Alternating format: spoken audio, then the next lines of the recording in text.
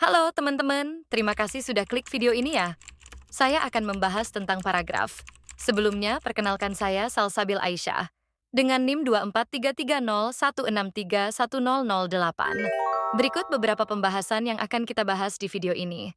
Pertama, ada pengertian paragraf. Kedua, ciri-ciri paragraf. Ketiga, jenis-jenis paragraf. Keempat, teori-teori paragraf. Dan yang terakhir, ada kesimpulan dari materi ini. Yang pertama ada pengertian paragraf. Apa sih paragraf itu? Paragraf adalah suatu kesatuan pikiran dalam bentuk serangkaian kalimat yang saling berkaitan dan membentuk satu ide pokok atau disebut dengan gagasan utama. Paragraf merupakan satuan terkecil dalam penulisan yang memuat gagasan utama dan beberapa gagasan penjelas. Paragraf sering disebut juga sebagai alinea, dan fungsinya adalah menyampaikan satu pokok pikiran secara utuh dan logis kepada pembaca. Kedua, ada ciri-ciri paragraf nih. Ciri-cirinya adalah memiliki kalimat utama. Contohnya, kalimat utama mengandung gagasan utama dari paragraf. Memiliki kalimat penjelas. Contohnya, kalimat ini berfungsi menjelaskan, menguraikan, atau mendukung kalimat utama. Memiliki satu ide pokok. Unity. Contohnya, semua kalimat dalam paragraf mendukung satu gagasan utama. Kohesi dan koherensi. Kesatuan dan kepaduan.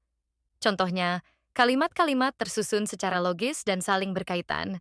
Dan yang terakhir, menggunakan tanda awal paragraf. Contohnya, umumnya ditandai dengan menjorok ke dalam, indentasi, atau jarak antar paragraf. Terus ada jenis-jenis paragraf juga nih. Jenis paragraf dapat diklasifikasikan berdasarkan posisi kalimat utama dan tujuannya. Yang pertama berdasarkan letak gagasan utamanya. Nah, ada paragraf deduktif. Kalimat utama di awal paragraf diikuti kalimat penjelas. Contoh, masyarakat harus menjaga kebersihan lingkungan.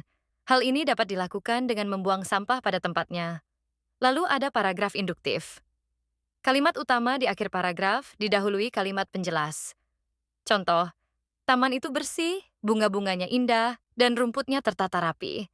Itulah sebabnya taman menjadi tempat favorit warga. Terus ada paragraf campuran. Kalimat utama di awal dan di akhir paragraf. Pernyataan awal ditegaskan kembali. Contoh, kedisiplinan sangat penting dalam kehidupan. Orang yang disiplin akan lebih teratur dan terarah.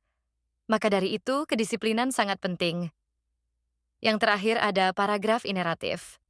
Kalimat utama terletak di tengah paragraf. Jarang digunakan. Yang kedua yaitu berdasarkan tujuan penulisannya. Ada paragraf naratif. Paragraf naratif adalah paragraf yang bertujuan untuk menceritakan suatu peristiwa atau kejadian secara runtut dan kronologis. Jenis paragraf ini biasanya ditemukan dalam karya sastra seperti cerpen, novel, dan biografi. Ciri-ciri paragraf naratif. Memiliki alur atau kronologi peristiwa. Awal, tengah, akhir. Mengandung unsur tokoh, tempat, waktu, dan konflik. Bertujuan menghibur atau menyampaikan cerita. Lalu yang kedua ada paragraf deskriptif. Paragraf deskriptif bertujuan untuk menggambarkan suatu objek, tempat, orang, atau suasana secara rinci dan konkret, sehingga pembaca dapat membayangkannya secara visual. Ciri-ciri paragraf deskriptif.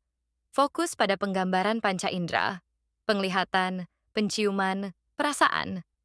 Menggunakan banyak kata sifat dan frasa keterangan. Tidak memiliki alur cerita, tapi lebih pada penggambaran detail. Terus ada paragraf eksposisi. Paragraf eksposisi bertujuan untuk memberikan penjelasan, informasi, atau pemahaman tentang suatu topik secara objektif.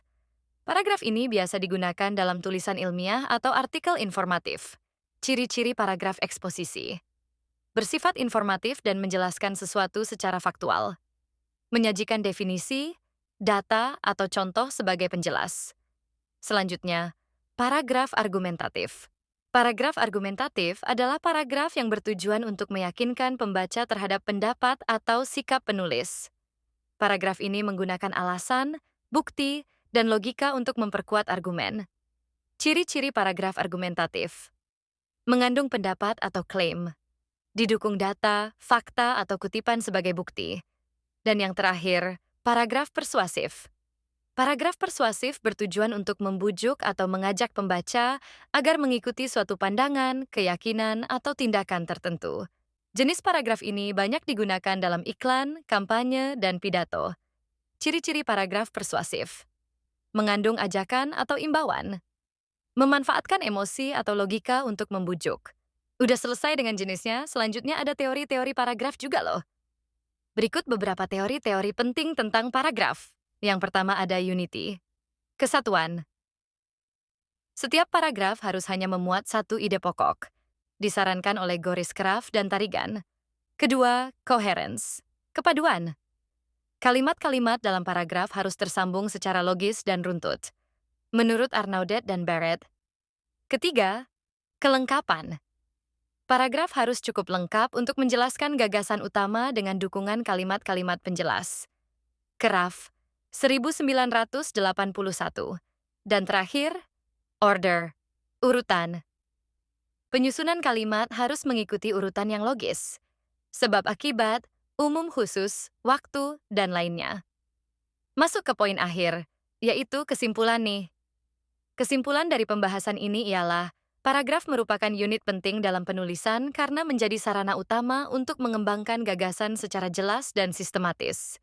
Pemahaman tentang ciri, jenis, dan teori paragraf sangat membantu dalam menyusun tulisan yang terstruktur, logis, dan menarik. Oke, selesai pembahasan saya mengenai paragraf. Thanks for watching ya, teman-teman.